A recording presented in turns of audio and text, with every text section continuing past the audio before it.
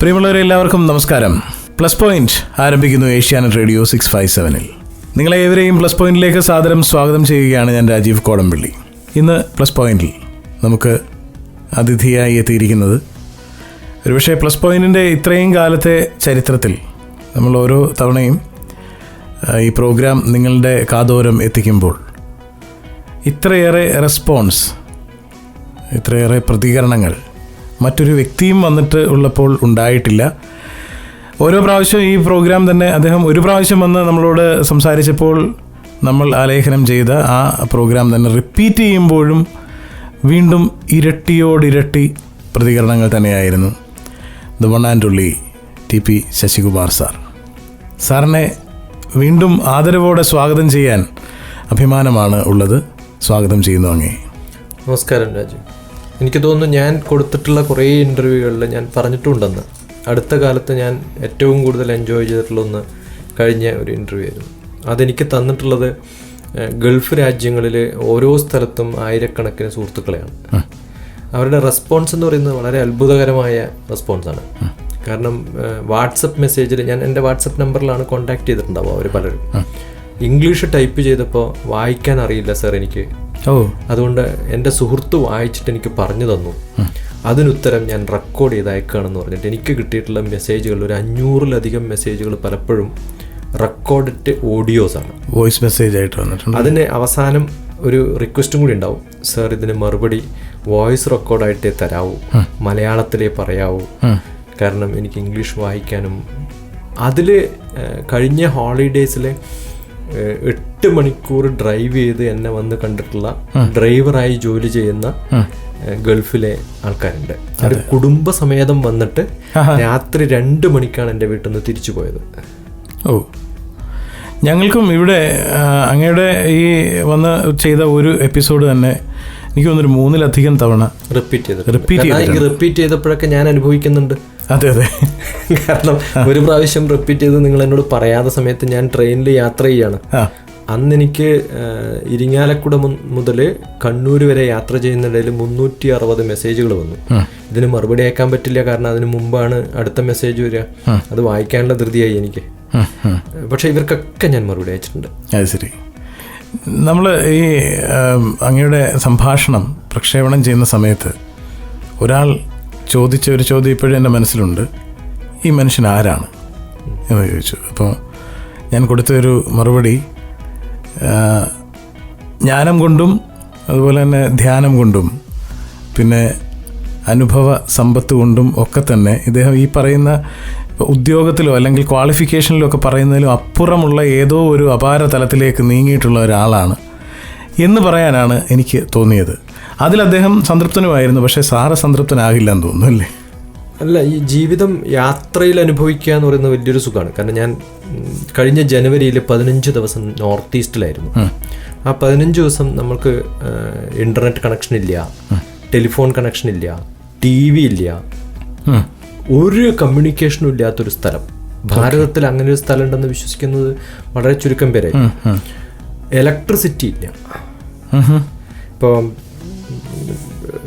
കേരളത്തിൽ എല്ലായിടത്തും ഇലക്ട്രിസിറ്റി ഒരു അരമണിക്കൂർ പോകുമ്പോൾ ഉണ്ടാകുന്നൊരു ടെൻഷൻ, അതെ, റോഡുകൾ മോശം ഉണ്ടാകുമ്പോൾ നമുക്ക് അനുഭവിക്കുന്ന ഒരു ടെൻഷൻ, ഇതൊക്കെ മാറണമെങ്കിൽ ഞാൻ പറയാം അവർ നോർത്ത് ഈസ്റ്റിൽ ഒരു പ്രാവശ്യം ട്രാവൽ ചെയ്യണം.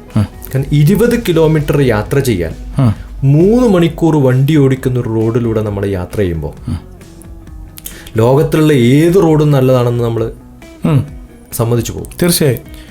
അവിടുത്തെ കുട്ടികൾ, ഞാനൊരു അംലിയാങ് എന്ന് പറഞ്ഞ സ്ഥലത്ത് ക്ലാസ് എടുക്കാൻ പോയപ്പോൾ 9ാം ക്ലാസ്സിലെ കുട്ടികൾക്കാണ്.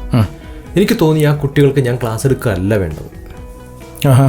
ഞാൻ അവരോട് പറഞ്ഞു, മക്കളെ നമുക്ക് we will go for a walk. Okay. അവരെയും കൊണ്ട് ഞാൻ പുറത്ത് അവരുടെ നാട് എന്നെ കാണിച്ചു തരാൻ വേണ്ടിയിട്ട് ആ കുട്ടികളുടെ ഒരു ത്രില്ല് കാണണം. ആദ്യമായിട്ടാണ് അവർ ജീവിതത്തിലൊരു സയന്റിസ്റ്റിനെ കാണുന്നത്. അതിൻ്റെ ഒരു ത്രില്ല് അവർക്ക്. അവർ സയന്റിസ്റ്റ് വന്ന് മാത്തമാറ്റിക്സും കെമിസ്ട്രിയും ഫിസിക്സും പറയുന്നൊക്കെ വിചാരിച്ച ഒരാള് നിങ്ങൾ എന്നെ നിങ്ങളുടെ നാട് കാണിച്ചു തരൂ, നിങ്ങളുടെ വീട് കാണിച്ചു തരൂ. അതിലൊരു കുട്ടിയുടെ വീട്ടിലേക്ക് പോകുന്ന വഴി ഒരു തൂക്കുപാലത്തിലൂടെയാണ്. 300 മീറ്ററുള്ള തൂക്കുപാലത്തിൽ പല സ്ഥലത്തും പലകകൾ ഇളകിപ്പോയിട്ടുണ്ട്. താഴെ വീണാൽ 300 ഫീറ്റ് താഴെ ഒഴുകുന്ന വെള്ളത്തിലാണ് നമ്മൾ വീഴുക. അതും ബ്രഹ്മപുത്ര റിവറാണ്. പുത്രി റിവർ അല്ല, പുത്രൻ എന്ന പേരുള്ള ഒറ്റ റിവറേ ഉള്ളൂ. അത് അടിച്ച് തെറിപ്പിച്ച് പോകും ആൾക്കാർ. അത് കാണുമ്പോൾ തലചുറ്റി വീണ കുട്ടികളുണ്ട് അതിനകത്ത്. എന്നുവെച്ചാൽ ആ പാലം കടന്നു പോകുന്ന കുട്ടിക്ക് ചാടി ഓടി പോകാൻ പറ്റും, പക്ഷെ അതല്ലാത്തവന് നടക്കാൻ പറ്റില്ല. എനിക്ക് പോകാൻ പറ്റില്ല. ഞാൻ ഒരു കുറച്ച് കഴിഞ്ഞപ്പോൾ ഞാൻ പറഞ്ഞു എനിക്ക് വയ്യ, കാരണം എനിക്ക് നീന്തറിയില്ല. അത് വീണ് കഴിഞ്ഞാൽ പിന്നെ തിരിച്ച് നാട്ടിലേക്ക് അനായാസം പോകുന്നവരുണ്ട്. അതിൽ ഓടിപ്പോകുന്ന കുട്ടികളെ കാണാം നമുക്ക്. ഞാനത് ഫുൾ റെക്കോർഡ് ചെയ്തെടുത്തു. ഇത് ഞാൻ പറയുന്നത് നമുക്ക് ഏതെങ്കിലും ടെക്സ്റ്റ് ബുക്കിൽ വായിക്കാൻ പറ്റുമോ? പറ്റില്ല. ആ കുട്ടികൾ തിരിച്ചു വരുമ്പോൾ ഈ കല്ലിൻ്റെ ഇടയിലൂടെ കല്ല് മാറ്റിയിട്ട് ഞെണ്ടിനെടുത്തിട്ട് പോക്കറ്റിലിടുന്നുണ്ട്. അപ്പൊ ചോദിച്ചത് എന്തിനാന്ന് ചോദിച്ചു. ഇത് ചുട്ട് തിന്നാനാണ്. ഇപ്പൊ അങ്ങനെ ജീവിക്കുന്ന ഒരാൾക്കാരുണ്ട്. അവർക്ക് കെമിസ്ട്രി ലാബുകളില്ല, ഫിസിക്സ് ലാബുകളില്ല, മൊബൈൽ ലാബുകൾ മാത്രമേ ഉള്ളൂ. ഒരു സ്കൂളിൽ നിന്നും മറ്റേ സ്കൂളിലേക്ക് ഒരാഴ്ച പോയി കിട്ടുന്നതാണ് അവരുടെ ലാബോറട്ടറീസ്. ഇലക്ട്രിസിറ്റി എന്ന് പറയുന്ന സംഭവമില്ല. കാരണം വലിയ പവർ പ്ലാന്റുകൾ നിർമ്മിച്ചിട്ടുള്ള അണക്കെട്ടുകളുടെ ശകലങ്ങൾ പിന്നെ ഈ നദിയുടെ അവിടെ ഇവിടെയൊക്കെ കാണാം. കാരണം ഒരു പ്രാവശ്യം വെള്ളം വരുമ്പോൾ ഇതൊക്കെ പൊളിച്ചു കളയും വെള്ളം. അത്രയും ഫോഴ്സ്ഫുൾ ആയിട്ട് ഒഴുകുന്ന ബ്രഹ്മപുത്രയുടെ തീരത്താണ് അവർ താമസിക്കുന്നത്. ആകെ കാണാൻ പറ്റുന്നത് കുറച്ച് മിലിറ്ററി വണ്ടികളും ഞങ്ങൾ പോയിട്ടുള്ള വണ്ടികൾ അങ്ങോട്ടും ഇങ്ങോട്ടും മാത്രം. സാറിനെ കുറിച്ച് എത്ര തവണ നമ്മൾ ആലോചിച്ചെന്നറിയാം. അതിന് കാരണമുണ്ട്. പല സന്ദർഭങ്ങളിലും ഇപ്പം സ്കൂളുകളിലെ ചില അനുഭവങ്ങളുമായി ചില അധ്യാപകർ വരും. ചില കുട്ടികൾ വന്നിട്ട് പറയുന്നു, ഞാൻ പലരെയും കൊല്ലണമെന്ന് തീരുമാനിച്ചിട്ടുണ്ട്. അവളുടെ അല്ലെങ്കിൽ അവളുടെ മനസ്സിൽ ഉള്ളത് വീട്ടിലെ ചില സാഹചര്യങ്ങൾ അവരെ അങ്ങനെ ആക്കിയെടുത്തതാണ്, രൂപപ്പെടുത്തിയതാണ്. എന്നിട്ട് പകയാണ് മനസ്സിലുള്ളത്. കൂടെ പഠിക്കുന്നവരോടുള്ള പക, അച്ഛനോട് പക, അമ്മയോട് പക, അധ്യാപകരെ ഇങ്ങനെ വേണമെങ്കിൽ ഞാൻ ഇല്ലാതാക്കും എന്നൊക്കെയുള്ള തോന്നലുകൾ. അവിടെയൊക്കെ ആ സമയത്തൊക്കെ ചിലപ്പോൾ താങ്കളുടെ മുഖവും സംഭാഷണവും ഈ ജ്ഞാനവും ഒക്കെ ഓർമ്മ വരും. കാരണം അനായാസം അവരെ മാറ്റിയെടുക്കാൻ പറ്റുമെന്ന് സ്ഥാപിച്ചിട്ടുള്ള, അതുപോലെ തന്നെ പ്രഖ്യാപിച്ചിട്ടുള്ള, അത് പ്രാവർത്തികമാക്കിയിട്ടുള്ള ആളാണ് താങ്കൾ. ഈ ഒരു പ്രോഗ്രാം കേട്ടിട്ട് സൗദി അറേബ്യയിൽ നിന്നുള്ള ഒരു അമ്മ ആ ഒരു കുട്ടിയെ, അവരുടെ ചിലപ്പോൾ അമ്മ ഇപ്പോഴും കേൾക്കുന്നുണ്ടാവും, പക്ഷെ അത് ഐഡന്റിറ്റി വെളിപ്പെടുത്താത്തതുകൊണ്ട് ബാക്കിയുള്ളവർക്ക് അറിയാത്തതുകൊണ്ട് എനിക്ക് പറയാവുന്നൊരു കേസാണ്. അവരുടെ മകള് താമസിക്കുന്ന നാട്ടിലാണ്. അവർക്ക് കുറച്ച് ഫിസിക്കൽ പ്രോബ്ലംസ് ഉണ്ട്, അതുകൊണ്ടുള്ള മെന്റൽ സ്ട്രെസ്സും ഉണ്ട്. അപ്പോൾ ആ കുട്ടിയെ എൻ്റെ അടുത്ത് കൗൺസിലിങ്ങിന് കൊണ്ടുവന്ന സമയത്ത് ഞാൻ പറഞ്ഞു, ഈ കുട്ടി ഒറ്റയ്ക്ക് അയച്ചു കഴിഞ്ഞാൽ ഒരു ഡോക്ടറെ അടുത്ത് കൊണ്ടുപോകുന്ന തോന്നലേ ഉണ്ടാവുള്ളൂ, പക്ഷെ എൻ്റെ അടുത്ത ക്യാമ്പിൽ നിങ്ങൾക്ക് ഈ കുട്ടിയെ പങ്കെടുപ്പിക്കാം. ആ ഒരു 4 ദിവസത്തെ ക്യാമ്പിൻ്റെ ഇടയിൽ ഹൈദരാബാദ് എന്നുള്ള എൻ്റെ കുറേ കുട്ടികളുണ്ട്, IAS ആസ്പിരൻസ്, 5ാം ക്ലാസ്സിലെ കുട്ടികളും ഉണ്ടാവും, ഇൻഫോസിസിൽ മാനേജറായിട്ട് വർക്ക് ചെയ്യുന്നവരുണ്ടാവും. അതൊരു വലിയൊരു ഫാമിലിയാണ്. ആലോചിച്ചൊക്കെ ഒരു 20 പേര് 30 പേരടങ്ങുന്ന ഒരു ഫാമിലി. എല്ലാവരും കൂടെ ഭക്ഷണം കഴിക്കുന്നു, കളിക്കുന്നു, തെയ്യം കാണാൻ പോകുന്നു, ഡിസ്കഷൻസ് നടത്തുന്നു, ഡ്രാമ നടത്തുന്നു, ക്വിസ് കോമ്പറ്റീഷൻ നടത്തുന്നു, പഠിക്കാനുള്ള ടെക്നിക്ക് നടത്തുന്നു. ഇതിനിടയിലൊന്നും ഈ കുട്ടികളുടെ ഒരു പ്രശ്നവും ഞാൻ ചോദിക്കുന്നില്ല. തിരിച്ചു പോകുന്ന സമയത്ത് ആ കുട്ടിയുടെ പ്രസന്റേഷനിൽ അതൊക്കെ റെക്കോർഡ് ചെയ്ത് ഞാൻ യൂട്യൂബിൽ ഇട്ടിട്ടുണ്ട്. ആ പ്രസന്റേഷൻ്റെ ഭാഗം, ആ ഒരു കുട്ടിയുടെ ഭാഗം മാത്രം എടുത്തിട്ട് ഞാൻ അമ്മക്ക് അയച്ചു കൊടുക്കുന്നു. സർ, ഈ പ്രോബ്ലം സോൾവ് ചെയ്യാനാണ് ഞാൻ കുട്ടി അയച്ചത്, സോൾവ് ചെയ്യപ്പെട്ടു കഴിഞ്ഞു. അപ്പോൾ നമ്മൾ പറയാതെ അറിയാതെ അവരിൽ ഉണ്ടാവുന്ന മാറ്റങ്ങൾ, അത് നമ്മൾ ഫോഴ്സ്ഫുള്ളി ചില വർക്ക്ഷോപ്പിൽ പോലെയാണ് ചെയ്യുക. ഈ വർക്ക്ഷോപ്പിൽ ചെയ്യുന്ന ചില ഗെയിംസ് ഉണ്ട്. ആ ഗെയിംസ് ആ ഒരു കുട്ടിക്ക് വേണ്ടി നമ്മൾ സൃഷ്ടിക്കുന്ന ഒരു ഗെയിമാണ്. അത് നമ്മൾ ഒരു പേഷ്യൻ്റ് വരും. ജനുവരി ഫസ്റ്റ് വീക്കിൽ കൊടുങ്ങല്ലൂരൊരു ക്യാമ്പ്. ഒരു അമ്മയും മകളും അന്യോന്യം സംസാരിക്കില്ല കുറേ വർഷങ്ങളായിട്ട്. അച്ഛൻ ഗൾഫ് കൺട്രികളിലാണ്. അപ്പോൾ ഇവരുടെ വിടവ് നിർത്താൻ എന്താണ് ചെയ്യേണ്ടത് സാർ? ഞാൻ പറഞ്ഞു, അമ്മയോടും മകളോടും വരാൻ പറയണം. അവർ കൂടെ വരികയാണെങ്കിൽ തിരിച്ചു പോകുമ്പോൾ അവർ സന്തോഷത്തോടു കൂടി സ്നേഹിച്ചിട്ടേ പോകുള്ളൂ. അത്രയും ഗ്യാരണ്ടി. എനിക്ക് തോന്നുന്നു ഒരു ഹോപ്പും ഇല്ലാത്തടത്ത് നമ്മൾ കൊടുക്കുന്ന ഒരു വാക്ക് ചിലപ്പം വലിയൊരു ഹോപ്പായിട്ട് മാറും. അന്ന് വന്ന സമയത്ത് ഞങ്ങൾ എൻ്റെ കുറേ ഡെസ്റ്റിനേഷൻ IAS എന്ന് പറയുന്ന IAS ആവണമെന്ന് താല്പര്യമുള്ള 8ാം ക്ലാസ് മുതൽ 12ാം ക്ലാസ് വരെ കുട്ടികളുടെ ഒരു ക്യാമ്പാണ്. കൊടുങ്ങല്ലൂർ വിവേകാനന്ദ കേന്ദ്ര അവിടെയാണ് ചെയ്യുന്നത്. അതിലെത്തിയ സമയത്ത് ഞാൻ ആ കുട്ടിയോട് ഒരു ഡ്രാമ ഗ്രൂപ്പ് ഉണ്ടാക്കി. നമ്മൾ ഗ്രാമ കോമ്പറ്റീഷൻ പോലെ നടത്തും. 3 ഗ്രൂപ്പ് ഉണ്ടാക്കി ഡ്രാമയാകുമ്പോൾ ഞാൻ അറിഞ്ഞുകൊണ്ട് തന്നെ ഈ അമ്മയെയും മോളെയും ഒരേ ട്രൂപ്പിലിട്ടു. ആ ട്രൂപ്പിലിട്ടിട്ട് അവരെ ഡ്രാമ അഭിനയിച്ചു കഴിഞ്ഞപ്പോൾ ഒരു മൂലക്ക് പോയി കെട്ടിപ്പിടിച്ച് അന്യോന്യം കരയുന്നത് ഞാൻ കണ്ടു. അത് കഴിഞ്ഞ് രണ്ടാമത് ഞാൻ കൊടുങ്ങല്ലൂർ പോയ സമയത്ത് രാവിലെ എന്നെ ഒരു വേറൊരു പ്രോഗ്രാമിന് KKTM കോളേജിൽ പോയ സമയത്ത് അമ്മ രാവിലെ എൻ്റെ അടുത്ത് ഡ്രോപ്പ് ചെയ്തിട്ട് പറയാം, സാറേ മോളെ നോക്കണേ. ഓ, അത് കഴിഞ്ഞ് എന്നെ ഫോൺ വിളിക്കുവോ ഞങ്ങൾ കോണ്ടാക്റ്റോ ഒന്നുമില്ല. പക്ഷെ എൻ്റെ ഷെഡ്യൂൾ പ്രോഗ്രാംസ് വാട്സപ്പിലോ അല്ലെങ്കിൽ പിന്നെ എല്ലാത്തിലും ഞാൻ ഷെഡ്യൂൾ ഇടും, എൻ്റെ പ്രൊഫൈലിലെ അല്ലെങ്കിൽ ഫേസ്ബുക്കിലിടും.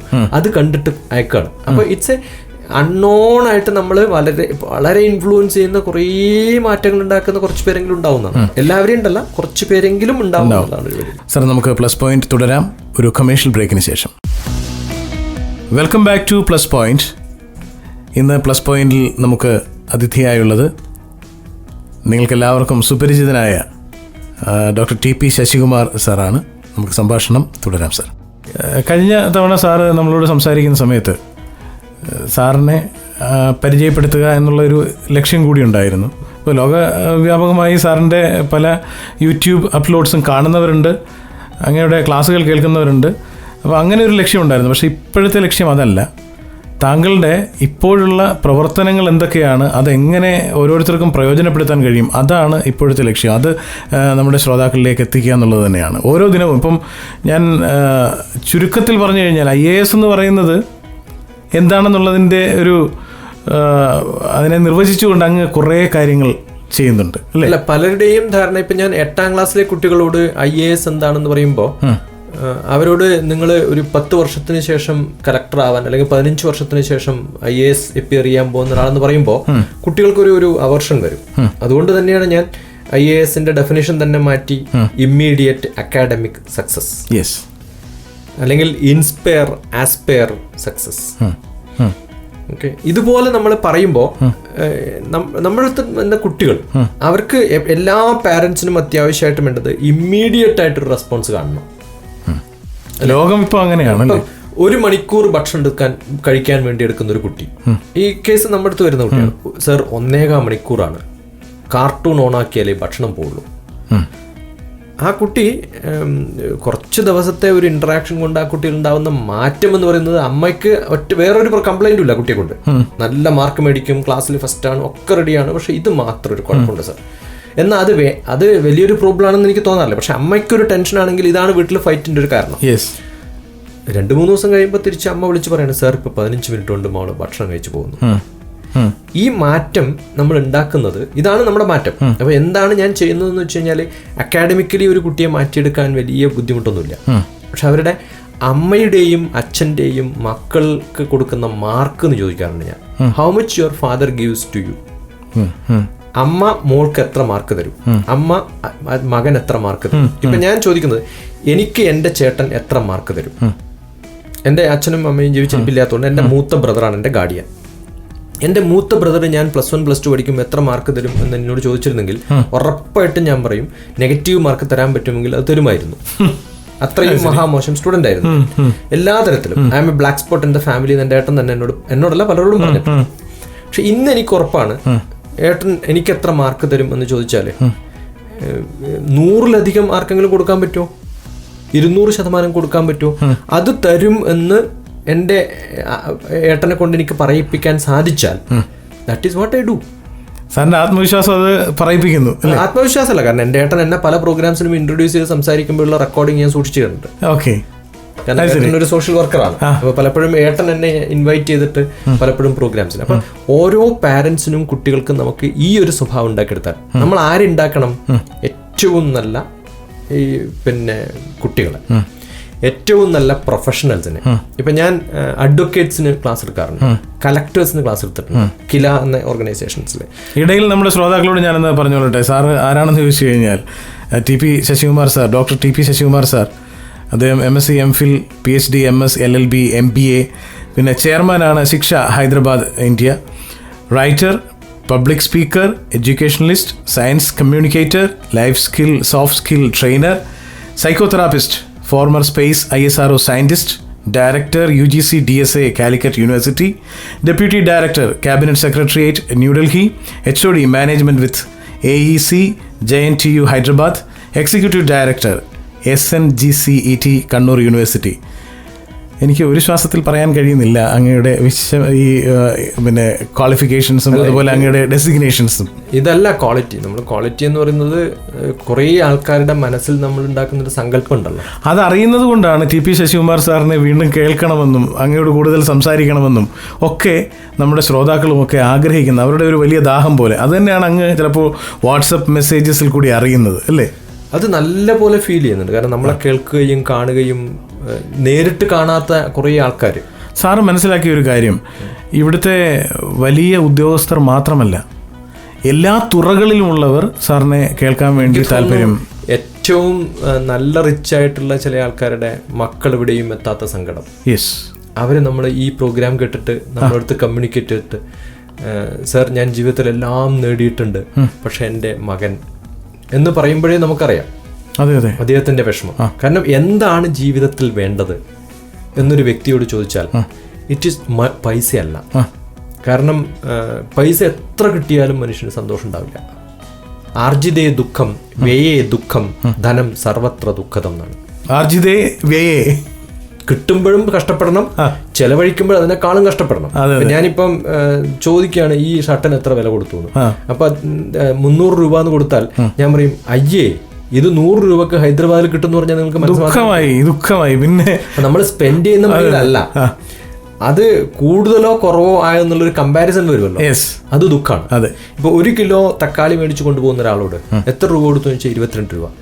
20 രൂപക്ക് ഇപ്പം ഞാൻ മാർക്കറ്റിൽ മേടിച്ചാണെന്ന് പറഞ്ഞാൽ ഈ 2 രൂപക്കുള്ള ടെൻഷൻ, അതെ, അത് കഴിക്കുന്തോറും നേരിടും. ഓരോ പ്രാവശ്യവും സാമ്പാറിൽ കഷ്ണം കാണുമ്പോൾ അവരുടെ ടെൻഷൻ കൂടും. വളരെ സത്യമാണ്. അപ്പൊ നമ്മൾ ചെലവാക്കുന്നതിലല്ല, നമ്മൾ കമ്പയർ ചെയ്യും ബാക്കിയുള്ളവരുമായിട്ട്. ആ കമ്പാരിസണിലാണ് നമ്മുടെ ലൈഫ് പോകുന്നത്. പണത്തിന്റെ കാര്യത്തിൽ എപ്പോഴും ഇങ്ങനെയാണ്. എനിക്ക് തോന്നുന്നു ഒരു സൊല്യൂഷൻ കൂടി ഇപ്പൊ പറഞ്ഞിട്ടുണ്ട്. ഒരു കാര്യം സോൾവ് ചെയ്യാനുള്ള ഒരു മാർഗം കൂടി, കമ്പാരിസൺ ഇല്ലാതാക്കിയാൽ ചിലപ്പോൾ രക്ഷപ്പെടാം. ഏറ്റവും നല്ല രക്ഷ എന്ന് പറയുന്നത് വേറൊരാളുമായിട്ടുള്ള കമ്പാരിസൺ. ഇപ്പൊ പലരും കാറ് മേടിക്കുന്നത് അയാൾക്ക് കാറ് വേണമെന്ന് വിചാരിച്ചിട്ടല്ല, വീട് വലുതാക്കി എടുക്കുന്നത് വീട് വലുതാവണമെന്ന് വിചാരിച്ചിട്ടല്ല. 2 അയൽവാസികൾ ഫസ്റ്റ് ഫ്ലോർ പണിതാൽ അതിനിടയിൽ ഒരു ഗ്രൗണ്ട് ഫ്ലോർ മാത്രമുള്ള വീടായാൽ അവന് ടെൻഷനായി. അവൻ എങ്ങനെയെങ്കിലും ഫസ്റ്റ് ഫ്ലോർ പണിത് ഉണ്ടാക്കാന്നുള്ളതാണ്. അതിനകത്ത് ടൈൽസ് ഇടണമെന്നൊന്നുമില്ല, ഒന്ന് കാണിച്ചു കൊടുക്കും. എന്തൊരു ആർത്തിയാന്ന് ആലോചിച്ചു. ഇപ്പൊ ഞാൻ ഡൽഹിയിലുള്ള സമയത്ത് എന്നോട് പലരും ചോദിക്കാറുണ്ട് സാർ എവിടെയാണ് താമസിക്കുന്നത്. ഞാനൊരു ചെറിയൊരു വീട്ടില്, പക്ഷെ അതിന് വളരെ കുറവ് വാടകയായിരുന്നു. കാരണം പിന്നെ എന്റെ വാട്സപ്പ് എന്റെ അന്നുള്ള ഓർക്കട്ട് ഫ്രണ്ടാണ് എനിക്ക് ആ വീട് തന്നത്.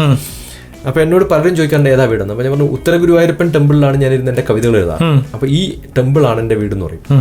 എല്ലാവർക്കും ഓണർഷിപ്പ് ഉള്ളൊരു സാധനല്ലേ അല്ലേ? പലർക്കും സ്വന്തമാണ്. പലരും എന്നോട് ചോദിക്കാറുണ്ട് സാറിന് എങ്ങനെയുള്ള വീടാ വേണ്ടത്. ഞാൻ ഒരു വീട്ടിന് ചുറ്റും ഞാൻ പലപ്പോഴും യാത്ര ചെയ്യാറുണ്ട് ഡൽഹിയിൽ. ആ ഒരു വീട് വേണമെന്ന് എനിക്ക് ആഗ്രഹമുണ്ട്. ഏതാണ് ആ വീട്? അതാണ് പാർലമെന്റ് ഹൗസ്. ഹൗസാണ്. ഇങ്ങനെ ആഗ്രഹങ്ങൾക്ക് നമുക്ക് ഒരു നിലയും ഇല്ലാതെ കൂട്ടിക്കൊണ്ടുപോകാൻ പറ്റില്ല. കടിഞ്ഞാണില്ലാതെ പോയിക്കൊണ്ടേയിരിക്കുകയാണ്. അതെപ്പോ നിർത്താൻ പറ്റുമോ? അതാണ് ജീവിതത്തിന്റെ. നമ്മൾ മക്കളെ പഠിപ്പിക്കേണ്ടത് കുറേ ആർജിക്കാനല്ല. ഇപ്പം അടുത്ത തമാശ എന്ന് പറഞ്ഞാൽ നല്ല തമാശയുള്ള ചിലപ്പോൾ ഇമെയിൽ വരും. അടുത്ത കാലത്ത് കൊച്ചിയിൽ ബിടെക് പഠിച്ചൊരു പയ്യൻ ഇരിക്കുന്നു, സർ ഏത് മന്ത്രം ചൊല്ലിയാളാണ് MS അമേരിക്കയിൽ പോകാൻ പറ്റുകയെന്ന്. ഞാനവന് മറുപടി എഴുതി ഒബാമ മന്ത്രം. അങ്ങനെ ഒരു മന്ത്രം ഉണ്ടോ? എന്ത് സ്റ്റുപ്പിഡാണ് ഈ ചോദ്യം നൽകുന്നത്. നമുക്കൊരിക്കലും അവനവന്റെ ഒരു സ്മാർട്ട് വർക്ക് എന്നുണ്ടല്ലോ, ഹാർഡ് വർക്ക് എന്നല്ല ഞാൻ പറയാം, സ്മാർട്ട് വർക്ക്. ഒരു കല്ല് അടിച്ചു പൊട്ടിക്കണമെങ്കിൽ ഏതെങ്കിലും മന്ത്രം ചൊല്ലി പൊട്ടിക്കാൻ പറ്റുമോ? ഇല്ല. എത്ര പ്രാവശ്യം അടിച്ചാൽ പൊട്ടിക്കാൻ പറ്റും എന്ന് ആരെങ്കിലും ചോദിച്ചാൽ ഉത്തരം പറയാൻ പറ്റുമോ? ഇല്ല. പക്ഷെ നിങ്ങൾ നല്ലൊരു സ്റ്റോൺ കട്ടറോട്, സ്ഥിരമായിട്ട് കല്ലടിച്ച് പൊട്ടിക്കുന്ന ആളോട് ഒരു കല്ല് നോക്കിയാൽ അവൻ പറയും. അവൻ എല്ലായിടത്തും മുകളിലല്ല അടിക്കുക, അവൻ ആ സ്ഥാനവും കല്ലൊന്ന് ചുറ്റി നോക്കി അവസാനം 2 അടി അടിച്ചാൽ അവന് പൊട്ടുന്ന കൃത്യമായിട്ട് അറിയാം. ഞാനിത് കണ്ടിട്ടുമുണ്ട്. വലിയ പാറ, അതിന്റെ ഒരു സ്ഥാനം നോക്കി ഒരു അടി അടിക്കുമ്പോൾ പിളർന്നു വരുന്നത് കണ്ടിട്ടുണ്ട്. അതല്ലാതെ മുകളിലൊരു 100 അടി അടിച്ചിട്ട് നമുക്ക് മതിയാവും, എന്നിട്ട് പറയും ഇത് പൊട്ടില്ല എന്ന് പറയുമ്പോൾ ഈ എക്സ്പേർട്ട് വന്നിട്ട് സൈഡിൽ ഒരൊറ്റ അടി അടിക്കുമ്പോൾ അത് പൊട്ടും. ഇതിനാണോ കഴിവ് വേണ്ടത്? അപ്പോൾ ആ പ്രാവീണ്യം നേടാൻ വേണ്ടി തന്നെയാണ് നമ്മൾ. ഞാൻ അടുത്ത കാലത്ത് കണ്ട ഏറ്റവും നല്ല മൂവികളിലൊന്ന് മേരികോമാണ്. മേരികോമിലെ ആ ഗുരു ആ കുട്ടിയെ കുറേ ദിവസം ബെഞ്ചിലിരുത്തുന്നുണ്ട്, ക്ലാസ് കൊടുക്കുകയില്ല, അവിടെ ഇരിക്കാൻ പറയും. കുറേ ദിവസം ഈ എല്ലാ ദിവസവും എല്ലാ ട്രെയിനേഴ്സും പോയി കഴിഞ്ഞപ്പോഴും ഈ കുട്ടി അവിടെ ഇരിക്കണ്ടാവും. പോയിക്കോ എന്ന് പറഞ്ഞാൽ പോവും. എന്താ ഇത് പഠിപ്പിക്കണത്? ക്ഷമ. ഏത് സ്കില്ല് നേടുന്നതിന് മുമ്പും. കാരണം ക്ഷമയില്ലാതെ ഒരാളെ ഈ ബോക്സിംഗ് പഠിപ്പിച്ചാൽ ഉണ്ടാവാവുന്ന വിപത്ത് അത് ആദ്യം ഗുരു ഈ മോരി കോമിൽ കണ്ടു. അതുകൊണ്ടാണ് ആ ട്രെയിനിങ് ആ തരത്തിൽ കൊടുക്കുന്നത്. ഓരോ കുട്ടികളിലും നമ്മൾ ഇത് ഐഡന്റിഫൈ ചെയ്യാനുള്ള കഴിവാണ് വേണ്ടത്. സമ്മർദ്ദവും ഒരുപാട് ചിന്തകളും ഒക്കെയായി അലയുന്ന സ്നേഹിതർ പലപ്പോഴും ഇങ്ങനെ ടി.പി. ശശികുമാർ സാർ വന്നു കഴിയുമ്പോൾ വിളിക്കാറുണ്ട്. രണ്ടാമതൊരു മന്ത്രം കൂടി നിങ്ങൾക്ക് ലഭിച്ചു, അത് ക്ഷമ എന്ന മന്ത്രമാണ്. അത്യാവശ്യമായിട്ട് വേണ്ടത്. കമ്പാരിസൺ ആദ്യത്തേതാണ്, അതാണ് ഒഴിവാക്കേണ്ടത്. രണ്ടാമതിപ്പോൾ സാറ് പറഞ്ഞതനുസരിച്ചാണെങ്കിൽ ക്ഷമയോടുകൂടി വേണം എല്ലാ വിജയവും നേടിയെടുക്കാൻ, അല്ലേ? അല്ല, പലരുടെയും ധാരണ നമുക്ക് കുറേ കാര്യങ്ങൾ എളുപ്പം പഠിച്ചു തീർക്കാൻ പറ്റുന്നതാണ്. ഈ ജീവിതം എന്ന് പറയുന്ന സമയത്ത് കുറേ കാര്യങ്ങൾ നമ്മൾ നേടിയെടുക്കണമെങ്കിൽ അതിനുള്ള കുറേ ശ്രമങ്ങൾ ഉണ്ടാവണം. ഒറ്റ സ്റ്റെപ്പിൽ ഒരു മലയുടെ മുകളിൽ എത്താൻ പറ്റില്ല. ഇല്ല, അല്ലേ? കുറേ സ്റ്റെപ്പുകൾ വേണം. ഉദ്യമം, സാഹസം, ധൈര്യം, ബുദ്ധി, ശക്തി, പരാക്രമം. ഷഠേതേ എത്ര വർത്തന്തേ ദൈവം തത്ര പ്രകാശിയത് എന്നാണ്. എവിടെയൊക്കെ പ്ലാനിങ്. അത് കഴിഞ്ഞാൽ പ്ലാനിങ് മാത്രമുള്ള കുറേ പേരുണ്ട്. പക്ഷെ അത്യാവശ്യമായിട്ട് വേണ്ടത് ആക്ഷൻ, അടുത്ത സ്റ്റെപ്പ്. ആ സ്റ്റെപ്പിലേക്ക് ചാടണം, പ്രവർത്തനം വേണം. ആ പ്രവൃത്തിയിൽ എടുക്കണമെങ്കിൽ കുറേ ധൈര്യം വേണം, നല്ല പോലെ ബുദ്ധി വേണം. ബുദ്ധിപരമായിട്ട് നീങ്ങിയാലേ ചിലപ്പം ലോകത്തിലെല്ലാം നേടാൻ പറ്റുള്ളൂ. ഓപ്ഷൻസ് വളരെ കൂടുതലുള്ളൊരു ലോകമായത്. അപ്പം ഞാൻ ഏത് ഓപ്ഷനിൽ പോകണം എന്ന് ചോദിച്ചു കഴിഞ്ഞാൽ ഇപ്പം പലരും ചോദിക്കാറുണ്ട്, സാർ ഏത് പഠിച്ചാലാണ് ജോലി കിട്ടുക? ഒന്നും പഠിക്കാണ്ടാണ് ജോലി കിട്ടുക. സർവൻ മേഡിൻ്റെ ജോലിക്ക് വല്ലതും പഠിക്കണോ? ശരിയാണ്. അപ്പോൾ ഏത് പഠിച്ചാലാണ് ജോലി കിട്ടുക എന്നുള്ള ക്വസ്റ്റ്യൻ തന്നെ സ്റ്റുപ്പിഡ് ആണോ? അതെ അതെ, അല്ലേ? കറക്റ്റാണ്. ഏറ്റവും കൂടുതൽ നമുക്കിപ്പോൾ ഡിമാൻഡ് ഉള്ളത് ഏതാണെന്ന് ചോദിച്ചാൽ ഞാൻ പറയാം ലേബറാണ്. എൻ്റെ വീട്ടിൽ സർവൻ മേഡിന് കിട്ടാനില്ല. ഇപ്പം ചില സ്ഥലത്ത് ഫാർമസ്യൂട്ടിക്കൽ കോഴ്സ് കഴിഞ്ഞിട്ടുള്ള കുട്ടികളുണ്ട്. അവർക്ക് ജോലിക്കാരുടെ ജോലിക്ക് പോകാൻ പറ്റുമോ? പോവില്ല. ഏറ്റവും താഴേക്കടയിലുള്ളൊരു, ഞാൻ ഹൈദരാബാദിൽ, പിന്നെ ഞാൻ താമസിക്കുന്ന ഹൈദരാബാദുകാരനാണ് എന്താ പറയുന്നത്, ഒരു സർവൻ മേഡിന് ഒരു മാസം ഒരു 15,000 രൂപ ശമ്പളം കിട്ടും. കാരണം 5 വീടുകളിൽ ജോലി ചെയ്യാം. 3,000 റുപ്യ കിട്ടിയ 15,000 ആയോ? തീർച്ചയായും. ഭക്ഷണം ഫ്രീ ആണ്. 3 നേരത്തെ ഭക്ഷണവും ഫ്രീ ആണ്. വീട്ടിലേക്കുള്ള ഭക്ഷണവും പാക്ക് ചെയ്ത് കൊണ്ടുപോകാനുള്ള പ്രൊവിഷൻ അവർക്കുണ്ട്, അല്ലേ? MBA കഴിഞ്ഞ കുട്ടിക്ക് 3,000 റുപ്യാണ് ശമ്പളം കൊടുക്കുന്നത്. ഇപ്പോഴാണ് MBBS കഴിഞ്ഞ കുട്ടിക്ക് 6,000 റുപ്യാണ് കൊടുക്കുന്നത്. BAMS കഴിഞ്ഞാൽ ഒരു ദിവസത്തേക്ക് 75 റുപ്യക്ക് നൈറ്റ് ഡ്യൂട്ടി. ഇതാണ് ഡോക്ടേഴ്സിന് കിട്ടുന്നത്. അതിനേക്കാളും ഭേദമല്ലേ സർവൻ മേഡിന്റെ ജോലി? പക്ഷെ നമ്മുടെ ഡിഗ്നിറ്റി എന്ന് പറയുന്നൊരു സംഭവം എന്തുകൊണ്ടാണ് നമ്മൾ മക്കളും അങ്ങനെ ആവണമെന്ന് ഞാൻ പ്രതീക്ഷിക്കുമോ? ഇല്ല. കാരണം നമുക്ക് ആവശ്യം ഭക്ഷണം, താമസം, പൈസ മാത്രമല്ല, ഡിഗ്നിറ്റി എന്ന് പറയുന്നൊരു സംഭവമുണ്ട്. അത് ഉണ്ടാക്കിയെടുക്കലാണ് നമുക്ക് ഏറ്റവും അത്യാവശ്യം. ഏറ്റവും നല്ല ടീച്ചർക്ക് വിവരമുള്ളൊരു ടീച്ചറും വിവരമില്ലാത്തൊരു ടീച്ചറെയും കണ്ടാൽ നമുക്ക് തിരിച്ചറിയാലോ. ഏത് ഓഫീസിൽ പോയാലും ഇന്ന കാര്യം ഇന്ന ക്ലർക്കിനോട് ചോദിക്കണമെന്ന് കൃത്യമായിട്ട് നമ്മൾ പറയാറുണ്ടോ? തീർച്ചയായും. 10 ക്ലർക്ക് ഉണ്ടെങ്കിലും ഒരാൾക്കേ വിവരമുള്ളൂ നമ്മൾ ഐഡന്റിഫൈ ചെയ്യാറുണ്ടോ? പറയാറുണ്ട്. ഈ ഒരാളായി മാറണോ അതോ ഈ 9 പേരിൽ ഒരു മഫനായിട്ടിരിക്കണോ? അപ്പോൾ അത്യാവശ്യമായിട്ട് വേണ്ടത് നല്ല വിവരം ഉണ്ടാക്കിയെടുക്കുക എന്നുള്ളതാണ്. ആ വിവരം ഉണ്ടാക്കിയെടുക്കാൻ സാധിക്കണം നമുക്ക്. സർ, നമുക്ക് പ്ലസ് പോയിന്റ് തുടരാം ഒരു കമേഴ്ഷ്യൽ ബ്രേക്കിന് ശേഷം.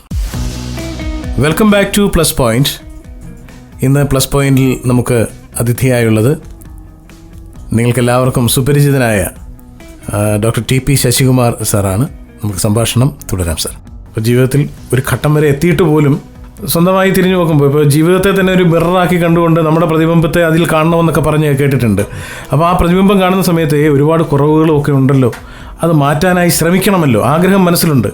അതിനുവേണ്ടി ശ്രമിക്കുമ്പോഴാണ് നിങ്ങളെപ്പോലെയുള്ളവരുടെ ഒരു കൈത്താങ്ങ് അല്ലെങ്കിൽ കൈചൂണ്ടി പലക പോലെ നിങ്ങൾ ഒരു ദിശാസൂചികയായിട്ട് നിൽക്കുന്നത്.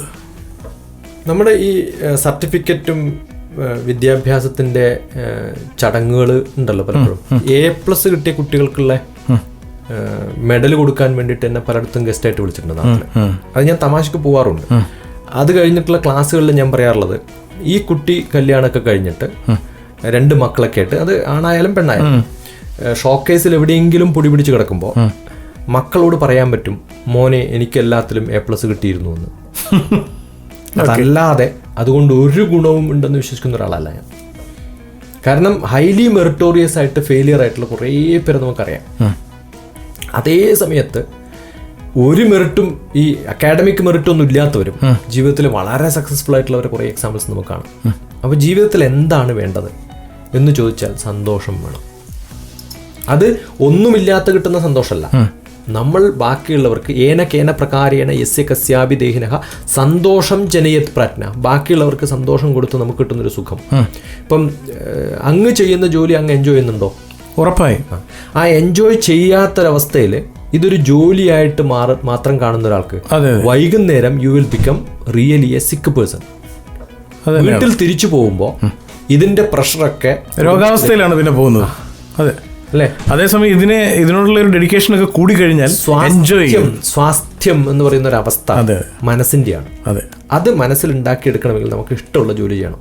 ഇത് കണ്ടെത്തണമെങ്കിൽ ചിലപ്പോൾ കുറേ ട്രയൽസ് വേണം. അതുകൊണ്ട് ഏറ്റവും കൂടുതൽ കുറേ എക്സ്പെരിമെന്റ്സ് എല്ലാ തുറകളിലും കാണാം. ഏറ്റവും കൂടുതൽ ശമ്പളം കിട്ടുന്ന ജോലിക്കല്ല തപ്പിപ്പോണ്ടത്, അവനവൻ ഏറ്റവും കൂടുതൽ ഇഷ്ടമുള്ള ജോലി കണ്ടുപിടിക്കാൻ പഠിക്കണം.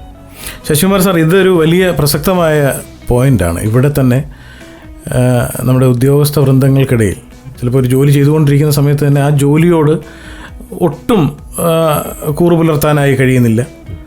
അതിൽ നിന്ന് എങ്ങനെയെങ്കിലും വിട്ടുപോകണമെന്നുള്ള താല്പര്യമാണ് പലർക്കും ഉള്ളത്. വേറെ ജോലി അന്വേഷിച്ചുകൊണ്ടേയിരിക്കും. ഇവിടെ തന്നെയാണെങ്കിൽ ഗൾഫിൽ പറയുമ്പോൾ ഒരിടത്തു നിന്നുള്ള ചാട്ടം, അങ്ങനെ വേറൊരിടത്തേക്ക് ജോലിക്ക് ശ്രമിച്ചുകൊണ്ടിരിക്കുന്നവർ തന്നെ അവർ ഓസിലേഷനിലാണ്, മൈൻഡ് ആൻഡ് കൺഫ്യൂഷൻ. ഇത് മാറ്റാനായി എന്തെങ്കിലും ചെയ്യാൻ പറ്റുമോ? നമ്മളിപ്പോൾ ഒരു ഡ്രൈവർ, അയാൾ ഡ്രൈവ് ചെയ്യുന്ന കാണും പറയാം നമുക്ക് അയാൾക്ക് പാഷൻ ഉണ്ടോ ഡ്രൈവിങ്ങിൽ നിന്ന്. Of course. അടുത്ത കാലത്ത് ഒരു ചെറിയൊരു ഗ്രാമത്തിൽ JCIയുടെ പ്രോഗ്രാമിന്റെ ഗസ്റ്റായിട്ട് ഞാൻ പോയി. അത് പോയത് വേറൊന്നുണ്ടല്ല, ആ ഗ്രാമം കാണാനുള്ള താല്പര്യം. ആ പ്രോഗ്രാം കഴിഞ്ഞ സമയത്ത് എൻ്റെ അടുത്ത് ഒരാൾ വന്നിട്ടുണ്ട്, ശശി അല്ലേ എന്ന് ചോദിച്ചു. നമ്മൾ ചീഫ് ഗസ്റ്റ് ഒക്കെ ആയിട്ട് ഡോക്ടർ TP ശശികുമാർ എന്നൊക്കെ പറഞ്ഞ് വലിയ ഇൻട്രൊഡക്ഷൻ കൊടുത്ത് താഴ്ത്തിറങ്ങുമ്പോൾ ഒരാൾ വന്ന് ശശി അല്ലേ എന്ന് പറയുമ്പോൾ ഇതെന്തോ നമ്മളെ പണ്ട് പരിചയമുള്ളതാണ്. ഉടനെ ഞാൻ ചോദിച്ചു ജനാർദ്ദൻ അല്ലേ എന്ന് ചോദിച്ചു. അതൊക്കെ എന്നെങ്ങനെ മനസ്സിലായിരുന്നു. പണ്ട് ചെറുപ്പക്കാരനായിട്ടിരിക്കുമ്പോൾ ആ ഇരിക്കുന്ന സ്റ്റൈല് ഞാനൊന്ന് അഭിനയിച്ച് കാണിച്ചു കൊടുത്തിട്ടുണ്ട്. ഇങ്ങനെയല്ലേ നിങ്ങൾ വണ്ടി ഓടിച്ചതെന്ന് ചോദിച്ചു. അപ്പോൾ എൻ്റെ നാട്ടിൽ നിന്ന് തളിപ്പറമ്പിലേക്ക് നടുവിൽ നിന്നുള്ള ബസ്സിൻ്റെ ഡ്രൈവറായിരുന്നു അയാൾ. ഓക്കെ. അദ്ദേഹത്തിൻ്റെ ഒരു ത്രില്ല് കാണുന്നു.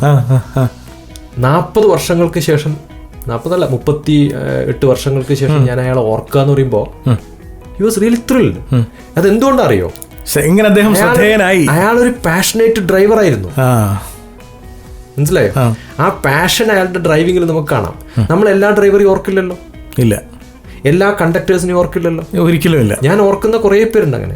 നമുക്ക് ആ പാഷൻ കാണാം. നമ്മളിലേക്ക് ഇറങ്ങി വരുന്ന ചിലരുണ്ട്. അത് എല്ലാവരും അപ്രീഷിയേറ്റ് ചെയ്യും.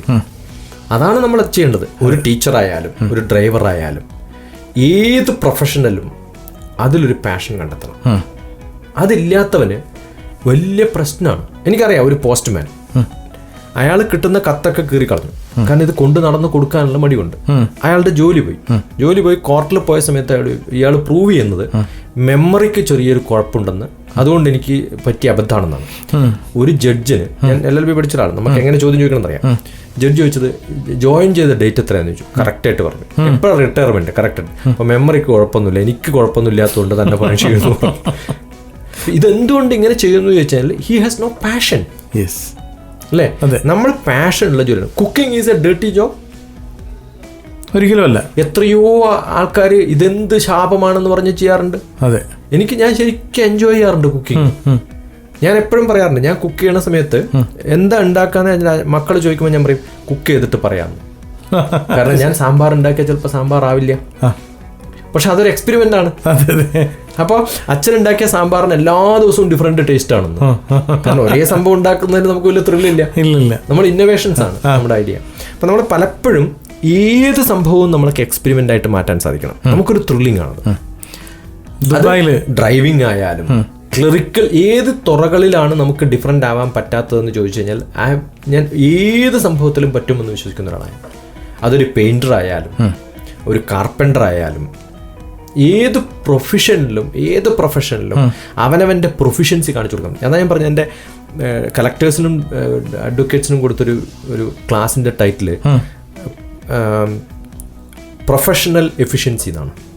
പ്രൊഫഷണൽ എഫിഷ്യൻസി അത് കണ്ടക്ടർക്കും കൊടുക്കാം, ഡ്രൈവർക്കും കൊടുക്കാം, ഏത് ജോലി, മാർക്കറ്റിംഗ് പേഴ്സണൽസും കൊടുക്കാം. ഞാൻ ഇൻഷുറൻസ് കമ്പനിയിലെ മാർക്കറ്റിങ്ങിൻ്റെ ആൾക്കാരോട് ഞാൻ സാധാരണ കൊടുക്കുന്ന മാർക്കറ്റിംഗ് ട്രെയിനിങ് പ്രോഗ്രാം, ആ ട്രെയിനിങ് പ്രോഗ്രാമിൽ ചോദിക്കാറുള്ളതാണ് ഇതന്നെയല്ലേ ഒരു ലെക്ചറർക്കും വേണ്ടത്, എല്ലാവർക്കും വേണ്ടതാണ്. അവനവൻ്റെ പ്രൊഫഷൻ ശരിക്കും മനസ്സിലാക്കി എൻ്റർടൈൻ ചെയ്ത് ചെയ്യാൻ പറ്റാത്ത ഒരാൾക്ക്. അതുകൊണ്ടാണ് പലരും സർ ഞാൻ ഇൻഷുറൻസ് ഏജൻ്റാണ്, അതുകൊണ്ട് അത്രയൊന്നും നന്നായിട്ട് എനിക്ക് പെർഫോം ചെയ്യാൻ പറ്റുന്നില്ല, അതുകൊണ്ട് വേറെ എന്ത് ജോലി ചെയ്താലാണ് എക്സ്ട്രാ ഇൻകം കിട്ടുക, ഇത് ചോദിക്കുന്ന ആൾക്കാർ എനിക്കറിയാം. അതേ സമയത്ത് ഞാൻ കാണാറുണ്ട് $1 million round table conference, MDRT, $1 million round table conference എന്ന് വെച്ചാൽ ഒരു വർഷം 1 million ഏജൻസി പൈസ കിട്ടുന്ന ഏജൻസ് ഇന്ത്യയിൽ എത്ര ഉണ്ടെന്നറിയോ? ശരി, 6000-ലധികം പേരുണ്ട്. അവരുടെ കോൺഫറൻസിൽ ഒരു സ്പീക്കറാണ് ഞാൻ. അപ്പൊ ഏറ്റവും കൂടുതൽ ബിസിനസ് ചെയ്യുന്ന ആൾക്കാർ ആരാന്ന് ചോദിച്ചാൽ ഞാൻ പറയും എന്നെക്കാളും ഒരു സയന്റിസ്റ്റിനെക്കാളും ജോലി ചെയ്യുന്ന അല്ലെങ്കിൽ ശമ്പളം ഉണ്ടാക്കുന്ന ഏജൻസിനെ എനിക്കറിയാം. അപ്പൊ ഇൻഷുറൻസ് ഏജൻസി എന്ന് പറയുന്ന പ്രോഗ്രാം ആണോ മോശം, അല്ല ഈ ചെയ്യുന്ന ആളാണോ മോശം? ചോദ്യമാണ് അല്ലേ? അപ്പൊ ഏത് ജോലിയിലും if you want to make money you can make money. ഇപ്പം ഞാൻ ക്ലാസ് എടുക്കാൻ പോകാറുണ്ട്. എൻ്റെ അര ദിവസത്തെ ക്ലാസ്സിന് 1 ലക്ഷം രൂപ ഓണറിയം കിട്ടിയെന്ന് പറഞ്ഞാൽ വിശ്വസിക്കൂ അദ്ദേഹം? കേരളത്തിൽ, ഞാൻ കേരളത്തിലല്ല, ഇന്ത്യയിൽ ഞാൻ പറയണത്, ഗൾഫ് കൺട്രിയിലെ അല്ല, ഇന്ത്യൻ റുപ്പിയില് എല്ലാ ദിവസവും കിട്ടുന്നല്ല പറഞ്ഞത്. ഒരു പ്രാവശ്യമെങ്കിലും അങ്ങനെ തരാൻ നമുക്ക് ക്വാളിറ്റി ഉണ്ടെന്ന് ഒരു കുട്ടി നമ്മൾ ഐഡന്റിഫൈ ചെയ്തിട്ട് ആ കുട്ടിയുടെ ഇൻട്രസ്റ്റിൽ അവർ അറേഞ്ച് ചെയ്തിട്ട് നമുക്ക് തരുമ്പോൾ is there not a difference? അപ്പൊ അതാണ് സാറ്റിസ്ഫാക്ഷൻ ഡിഫറെന്റ് ആണ്.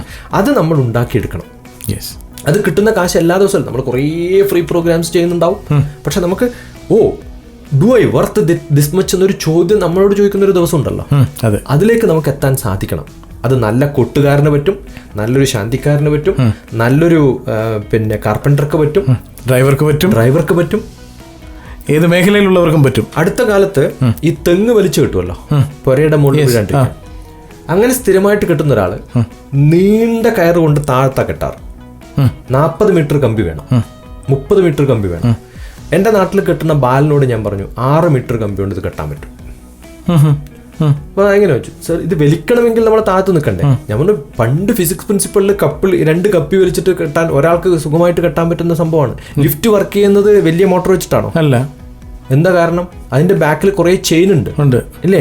ഇത് ഫിസിക്സ് പ്രിൻസിപ്പിൾ ആണ്. ഈ ഫിസിക്സ് പ്രിൻസിപ്പിൾ അവന് പറഞ്ഞു കൊടുത്ത സമയത്ത് അവനിപ്പം ഇഷ്ടംപോലെ കാശുണ്ടാക്കണം. ഏത് തെങ്ങും വലിച്ചു കേട്ടാ അവൻ എത്ര വേണമെങ്കിലും. ശരി. ഇതാണ് ഞാൻ പറഞ്ഞത്, ഏത് പ്രൊഫഷനിലും നമുക്ക് ഒരു എഫിഷ്യൻസി കൂട്ടാൻ പറ്റും, പ്രൊവൈഡ് ചില ടെക്നിക്സ് ഉണ്ട്. അതാണ് പ്രൊഫഷണൽ എഫിഷ്യൻസി എന്ന് പറയുന്നത്. ഇത് നമ്മുടെ കുട്ടികളിലേക്ക് എത്തിക്കുമ്പോൾ പഠനം ഇൻട്രസ്റ്റിംഗ് ആവും, പ്രൊഫഷൻ ഇൻട്രസ്റ്റിംഗ് ആവും, അവർ ചെയ്യുന്ന എല്ലാ സംഭവങ്ങളും ഇൻട്രസ്റ്റിംഗ് ആയിട്ട് മാറ്റാൻ പറ്റും. നാട്ടിലൊരു വീട് റിനോവേറ്റ് ചെയ്യാൻ, എൻ്റെ വീട് വലിയൊരു വീടാണ്, 40 പേർക്ക് താമസിക്കാവുന്ന, ക്യാമ്പ് നടത്താവുന്ന, ക്ലാസ് മുറികളുള്ള റൂമാണ് എൻ്റെ വീട്. അത് പഴയ വീടാണ്. അത് റിനോവേറ്റ് ചെയ്യാൻ എൻ്റെ ഏട്ടൻ പറഞ്ഞത് 2 കൊല്ലം കഴിയുമ്പോൾ എൻ്റെ 70th ബർത്ത്ഡേ ആനിവേഴ്സറി സെലിബ്രേറ്റ് ചെയ്യാനാകുമ്പോഴത്തേക്കും വീട് റെഡി ആവണമെന്ന്. 3 മാസം കൊണ്ടാണ് ഞാൻ റെഡിയാക്കിയത്. ശരി, അത്രയും ദീർഘമായ ഒരു സമയം വേണമെന്ന് അദ്ദേഹം ധരിച്ചു. ആ വീട് 3 മാസം കൊണ്ട്, August, September, October, November, December, 2 മാസം അസല് മഴയുള്ള സമയം. നമുക്ക് if we have A scheduled planning we can make things happen. അതിന് എന്ത് കുറ്റങ്ങളും കുറവുകളും നമ്മൾ പറഞ്ഞിട്ട് ഓപ്പർച്യൂണിറ്റീസ് ഇല്ല, അല്ലെങ്കിൽ എൻ്റെ എൻവറോൺമെൻറ്റ് ശരിയല്ല, ഇതിനൊക്കെ ഓപ്പോസിറ്റായിട്ട് എനിക്ക് പറയാനുള്ളത് ആറ്റിറ്റ്യൂഡ് ശരിയല്ലാത്തതുകൊണ്ടാണ്. ആദ്യം ശരിയാക്കി എടുക്കേണ്ടത് നല്ല ആറ്റിറ്റ്യൂഡാണ്. ഞാൻ ആദ്യം തീരുമാനിക്കണം. ട്രൈ ചെയ്യാം എന്ന് ആരെങ്കിലും പറഞ്ഞാൽ അത് വളരെ പോസിറ്റീവായിട്ടുള്ളൊരു സ്റ്റേറ്റ്മെൻ്റ് ആയിട്ടാണ് പലരും പറയാറ്. പക്ഷെ ഞാൻ പറയാറില്ല, ട്രൈ ചെയ്യുമെന്നല്ല പറയേണ്ടത്. I am doing it. ചെയ്യുകയാണ്. ട്രയൽ ഏതൊരാൾക്കും ചെയ്യാം, ട്രയൽ അല്ല ആവശ്യം. I am doing it. Sir, നമുക്ക് പ്ലസ് പോയിന്റ് തുടരാം ഒരു കമേഴ്ഷ്യൽ ബ്രേക്കിന് ശേഷം. Welcome back to plus point. ഇന്ന് പ്ലസ് പോയിന്റിൽ നമുക്ക് അതിഥിയായുള്ളത് നിങ്ങൾക്കെല്ലാവർക്കും സുപരിചിതനായ ഡോക്ടർ TP ശശികുമാർ സാറാണ്. നമുക്ക് സംഭാഷണം തുടരാം സാർ. ഈ പ്രൊഫഷണൽ എഫിഷ്യൻസി എല്ലാ മേഖലയിലും ഉള്ളവർക്ക് നൽകുവാനായി പ്രാപ്തിയുള്ള ഒരാൾ എന്ന നിലയിൽ ദുബായിൽ അങ്ങ് ഒരു പ്രാവശ്യം വന്നു പോയപ്പോൾ തന്നെ അറബിക്കഥയിലെ പാട്ടുപോലെ തിരികെ ഈ ശശികുമാർ സാർ വരുന്നത് എന്ന് അല്ലേ എന്ന് കാത്തിരിക്കുന്ന ഒരുപാട് പേരുണ്ടായിരുന്നു. ഇവിടെ ഇപ്പോൾ വന്നപ്പോൾ എന്തൊക്കെയാണ് പ്രവർത്തനങ്ങൾ? ഞാൻ ഓരോ സ്ഥലത്തും എനിക്ക് എൻ്റെ കുറേ ഗ്രൂപ്പ്സ് ഉണ്ട്. ഇപ്പോൾ വാട്സപ്പ് ഗ്രൂപ്പ്സ് ഉണ്ട്. അതിലേറ്റവും ആക്റ്റീവായിട്ടുള്ളത് UAE അപ്പം അതിൻ്റെ കുറേ മെമ്പേഴ്സിൻ്റെ ഒരു ഗെറ്റ് ടുഗദർ. പിന്നെ ഞാനൊന്ന് കാണുന്നത് insight professional institute Dubai, insight professional ഇൻസ്റ്റിറ്റ്യൂട്ടിൻ്റെ ഒരു അഡ്വൈസർ എന്നുള്ള നിലയിൽ പഠിക്കാൻ പഠിപ്പിക്കുന്ന ഒരു പ്രോഗ്രാം. അത് കേരളത്തിലുള്ള ഇൻസ്പയർ ലേണിംഗ് ക്ലാസ് റൂംസിന്റെ ഒരു ഭാഗമായിട്ട് ശിക്ഷ എൻ്റെ ട്രസ്റ്റിന്റെ ഒരു പ്രൊഫഷണൽ അഡ്വൈസോട് കൂടി നടത്തുന്ന ഒരു ഇൻസ്റ്റിറ്റ്യൂട്ട്. അങ്ങനെ കുറേ ആക്ടിവിറ്റീസുകൾ നമ്മൾ പ്ലാൻ ചെയ്തിട്ടുണ്ട്. അത് വേറെ കാരണം കൊണ്ടൊന്നല്ല, നാട്ടിലൊരു റേഡിയോ പ്രോഗ്രാം എടുത്താൽ കിട്ടുന്നതിനേക്കാളും കൂടുതൽ ഇപ്പം DD4 ഏപ്രിൽ 13 എനിക്കൊരു ഇന്റർവ്യൂ ഉണ്ട്, സാമൂഹ്യ പാഠം എന്ന പരിപാടി. എനിക്കറിയാം അതിൽ കിട്ടുന്ന റെസ്പോൺസിനേക്കാളും കൂടുതൽ, കാരണം ഇവിടെ ആൾക്കാർ ഹൈലി കമ്മ്യൂണിക്കേറ്റീവ് ആണ്. നാട്ടിൽ വരുമ്പോൾ എന്നെ കാണാൻ പറ്റുന്ന കുറേ പേര്. ഇപ്പം ഏറ്റവും കൂടുതൽ എനിക്ക് തോന്നുന്നു എൻ്റെ ആക്ടിവിറ്റീസ് നടക്കാൻ പോകുന്നത് എൻ്റെ പഴയ വീട്ടിൽ, ഒരു 200 വർഷം പഴക്കമുള്ള ഒരു പഴയ വീട്, എൻ്റെ ഒരു സെറൈൻ വില്ലേജ്, ഫാനില്ലാത്ത വീട്, ഏപ്രിൽ മാസം മഞ്ഞ് വീഴുന്ന സ്ഥലം. വീടിന്റെ പേര് ജ്ഞാനം എന്നാണ് വീട്ടിന്റെ പേര്. ജാനകി എന്നാണ് അമ്മയുടെ പേര്, അച്ഛന്റെ പേര് നാരായണൻ. ജാനകി നാരായണൻ മെൻട്രി. 200 വർഷം പഴക്കമുള്ള വീടാണ്. അത് കുറച്ച് റീമോഡിഫൈ ചെയ്തിട്ട് ഒരു 10-40 പേർക്ക് താമസിക്കാവുന്ന ബെഡിങ് അടക്കമുള്ള സ്ഥലമാണ്. സാർ എവിടെയാണത്? അത് കണ്ണൂർ ഡിസ്ട്രിക്റ്റിൽ തളിപ്പറമ്പിൽ നിന്നും 20 കിലോമീറ്റർ ദൂരെ, നാഷണൽ ഹൈവേ. അതിന് തൊട്ടടുത്താണ് എക്കോ ടൂറിസം സെന്റർ, പിന്നെ പൈതൽമല. അവിടുന്ന് കുറച്ച് കടന്നാൽ പിന്നെ കർണാടക ഫോറസ്റ്റ് ആണ്. സാർ എപ്പോഴും ഇവിടെ കാണുമോ? ഞാൻ യാത്രയിലാണ്, പക്ഷെ മാസത്തിൽ ഒരു ക്യാമ്പ് നടക്കുന്ന സമയത്ത്, ഇപ്പൊ അവിടെ ഒരു 5-6 ക്യാമ്പുകൾ നടന്നു കഴിഞ്ഞ ഒരു വർഷത്തിനുള്ളിൽ. ഒരു വർഷത്തിൽ 6 ക്യാമ്പ് എന്ന് പറയുന്നത് എല്ലാ 2 മാസം കൂടുമ്പോൾ ഒരു ക്യാമ്പ്. അപ്പൊ മിക്കവാറും ജൂലൈ ഓഗസ്റ്റ് മാസങ്ങളിൽ ഇവിടുന്ന് വെക്കേഷൻ വരുന്ന കുട്ടികൾക്ക് താമസിക്കാനുള്ള ഒരു 2 ആഴ്ചത്തെ ക്യാമ്പ്. എന്താണ് പഠിപ്പിക്കാന്ന് ചോദിച്ചാൽ എന്താണ് പഠിപ്പിക്കാത്തത് എന്ന് ചോദിക്കേണ്ടി വരും. കാരണം ജീവിക്കാനാണ് പഠിപ്പിക്കുക. അവരെ ഇൻഡിപെൻഡന്റ് ആയിട്ട് മാറ്റുക, അവരുടെ ഇന്നോവേറ്റീവ് ക്രിയേറ്റീവ് തോട്ട് പ്രോസസ്സുകളെ ഇൻവൈറ്റ് ചെയ്യുക, അവരെ റീഡേഴ്സ് ആക്കി മാറ്റുക, അവരിലൊരു ആസ്പിറേഷൻ ഉണ്ടാക്കുക. എത്ര ദിവസത്തെ ക്യാമ്പാണ് അത്? ഒരു 2 വീക്സ് ക്യാമ്പാണ് ഇവിടുത്തെ കുട്ടികൾക്ക് പ്ലാൻ ചെയ്തിരിക്കുന്നത്. എക്സാക്ട് ഡേറ്റ് ഷെഡ്യൂൾ ചെയ്തിട്ടില്ല, ഡിപ്പെൻഡ്സ് ഓൺ. അതിൽ മിക്കവാറും ഗേൾസ് സെപ്പറേറ്റ് ബോയ്സ് സെപ്പറേറ്റ് ഒക്കെ ആയിരിക്കും. കാരണം ഇത്തരം ക്യാമ്പുകൾ ചിലപ്പോൾ എത്തിപ്പെടുന്നത് ഈ ടീനേജ് പ്രായത്തിലുള്ളവരൊക്കെ ഉണ്ടാവുന്ന കുറേ പ്രശ്നങ്ങളുണ്ട്. പിന്നെ നമുക്ക് അക്കോമഡേറ്റ് ചെയ്യാനും ഒരേ ഗ്രൂപ്പ് ആവുന്ന സമയത്ത് ഒരു വീട്ടിൽ അക്കോമഡേഷനുള്ള കുറച്ച് ഉണ്ടാവും. അതിൽ 1-2 ഒരു നല്ല 10 പേരുടെ ഗ്രൂപ്പ് അടങ്ങി വരുന്നൊരു ഗ്രൂപ്പാണെങ്കിൽ അവരുടെ ഗാർഡിയൻസോ അല്ലെങ്കിൽ ടീച്ചേഴ്സോ ആയിട്ട് 2-3 പേരെ അക്കോമഡേറ്റ് ചെയ്യാം. അങ്ങനെ 3-4 പ്രോഗ്രാംസ് ഞാൻ നടത്തിയിട്ടുണ്ട്. അവരിൽ നമ്മൾ ചെയ്യിപ്പിക്കുന്നത് Indian culture, Indian tradition, general knowledge acquisition, learning techniques, ഞാൻ പറയുന്ന പോലെ ഇമേജ് ക്രിയേഷൻ, കുക്കിംഗ് അടക്കം എല്ലാം പഠിപ്പിക്കും. ഓക്കെ, എല്ലാം പഠിപ്പിക്കുകയല്ല, അവര് നേടിയെടുക്കും. അത് നമ്മൾ നല്ല പോലെ, അത് ജീവിതത്തിൽ ഇപ്പം ഞാൻ വെജിറ്റേറിയൻ ആണ്, വെജിറ്റേറിയനിസം പ്രചരിപ്പിക്കുന്ന ഒരാളാണ്, നിർബന്ധമായിട്ടും നോൺ വെജിറ്റേറിയനിസം എതിർക്കുന്ന ഒരാളുമാണ്. അത് വേറൊന്നും ഉണ്ടല്ല, ഏറ്റവും നല്ല ഫുഡ് സാത്വികം, തോട്ട് പ്രോസസ്സിന് നല്ലത്, ശാരീരികമായിട്ട് ബലം കിട്ടാനും അഗ്രസീവ് ആവാനും നോൺ വെജിറ്റേറിയനും. അതല്ലാത്തത് ഞാൻ അതിന് ഓപ്പോസിറ്റ് ഉള്ള ആളെന്നല്ല, കാരണം ശരീരം രണ്ടിനും ആക്സെപ്റ്റ് ചെയ്യാൻ പറ്റുന്ന ശരീരമുള്ളൊരു വ്യക്തിയാണ് മനുഷ്യൻ. ഞാൻ കഴിച്ചിട്ടുള്ള ഒരാളാണ്. പക്ഷെ കഴിഞ്ഞ 30 വർഷമായിട്ട് എൻ്റെ ശരീരത്തിൽ മെഡിസിൻസ് ഇല്ല. ഇതുവരെ അസുഖം പിടിച്ചിട്ട് ഒരു ദിവസം പോലും കിടക്കേണ്ടി വന്നിട്ടില്ല. അതിനൊറ്റ കാരണം നമ്മുടെ ഫുഡ് ഇൻടേക്കിലുള്ള വ്യത്യാസമാണെന്ന് എനിക്കറിയാം. ഇപ്പം നാളെ എന്താവുമെന്ന് എനിക്ക് പറയാൻ വയ്യ. പക്ഷെ ഇന്ന് വരെ ഞാൻ സാധാരണ പറയാറുള്ളത്, ഒരു 50 വയസ്സ് പ്രായമാകുമ്പോഴത്തേക്കും വെജിറ്റേറിയൻ, നോൺ വെജിറ്റേറിയൻ, ടാബ്ലറ്റ്, ഇങ്ങനെ 3 വെറൈറ്റി ഫുഡ് കഴിക്കുന്നവരെ കാണാം. ടാബ്ലറ്റ് ഫുഡിന് ഈക്വലൻ്റ് ആയിട്ട് കഴിക്കുന്നവരെ കാണാം. പക്ഷെ അതില്ലാണ്ടിരിക്കാൻ കാരണം, ഹെൽത്ത് മെയിൻറ്റെയിൻ ചെയ്യാൻ കാരണം, ശരീര മനസ്സോ യോഗ പരസ്പരം അനുവ്രജേത്, ആധാര ആധേയം, രണ്ടും ബന്ധമുണ്ട്. ശരീരവും മനസ്സും സന്തോഷമുള്ളതാവണം, ശരീരം അതിന് പ്രോപ്പറായിട്ട് ഉണ്ടാക്കാൻ സാധിക്കും. ഇതുണ്ടാക്കിയെടുക്കുന്ന ഒരു സ്വാസ്ഥ്യ ജീവിതത്തിന്റെ ഒരു പ്രായോഗികമായിട്ടുള്ള വശം with a advanced learning process. അതിൻ്റെ ഒരു വക്താവാണ് സാർ. അതാണ്, അതിനുള്ള ശ്രമമാണ് ഇപ്പോൾ ഞാൻ തൽക്കാലം ടാർഗറ്റ് ചെയ്തിട്ടുണ്ട്. അനേകം പേർക്ക് ഈ പറഞ്ഞ ഒരു ഭവനത്തിലേക്ക് എത്തണമെന്നോ അല്ലെങ്കിൽ സാറുമായിട്ട് സംസാരിക്കണമെന്നോ അല്ലെങ്കിൽ അവരുടെ സമ്മർദ്ദങ്ങൾക്ക് ആശ്വാസമാകുന്ന ഈ സ്വരം കേൾക്കണമെന്നോ ഐഡിയാസ് അറിയണമെന്നോ ഒക്കെ താല്പര്യമുണ്ടെങ്കിൽ നിങ്ങളുടെ വാട്സപ്പ് നമ്പർ വേൾഡ് ഫേമസ് ആണ്, അത് ഒന്നുകൂടി ഒന്ന് പറഞ്ഞു കൊടുത്താൽ എല്ലാവർക്കും പ്രയോജനപ്രദമായിരിക്കും. എൻ്റെ നമ്പർ 9447437948 9447437948. ഇതിൽ വാട്സപ്പേ ചെയ്യാൻ പറ്റുള്ളൂ, കാരണം ഞാൻ മിക്കവാറും ട്രാവലിലായതുകൊണ്ട്. വാട്സപ്പ് ചെയ്താൽ വൈകുന്നേരം അന്ന് രാത്രി കിടക്കുന്നതിന് മുമ്പ് അതിനൊക്കെ മെസ്സേജിന് മറുപടി കൊടുക്കും. വാട്സപ്പ് നമ്പറായിരിക്കും കൂടുതൽ എല്ലാവർക്കും പ്രയോജനപ്പെടുന്നത്. അപ്പോൾ സാർ പറഞ്ഞ ഈ നമ്പറിലേക്ക് നിങ്ങൾക്ക് വാട്സപ്പ് ചെയ്യാവുന്നതാണ്. എല്ലാ നിങ്ങളുടെ സംശയങ്ങൾക്കും സാർ സമയം പോലെ മറുപടി നൽകുന്നതായിരിക്കും. പിന്നെ വീണ്ടും ഒരിക്കൽ കൂടി ഇവിടെ വന്നപ്പോൾ ഞങ്ങളുടെ ഈ റേഡിയോയിലെത്താനും നമ്മുടെ ശ്രോതാക്കളുമായി സംവദിക്കാനും അല്ലെങ്കിൽ അവർക്ക് നല്ല ഒരുപാട് ആശയങ്ങൾ നൽകാനും അങ്ങയുടെ സംഭാഷണത്തിലെ ഓരോ വാക്കുകൾക്കും സാധ്യമായിട്ടുണ്ട്. ഇനിയും വരുമ്പോഴും ഞങ്ങളുടെ അരികിൽ എത്തണം എന്നുള്ള ഒരു അപേക്ഷയോടെ ഇപ്പോൾ വന്നതിലുള്ള സന്തോഷം അറിയിച്ചുകൊണ്ട്, നന്ദി അറിയിച്ചുകൊണ്ട്, ഞാൻ ഇൻഷാ അല്ലാ എന്നല്ലേ പറയണ്ടു. ഉറപ്പായി അങ്ങനെ തന്നെ പറയണം. അപ്പോൾ അങ്ങയുടെ സാന്നിധ്യം ഇനിയും ഞങ്ങൾ പ്രതീക്ഷിക്കുന്നു. Thanks a lot.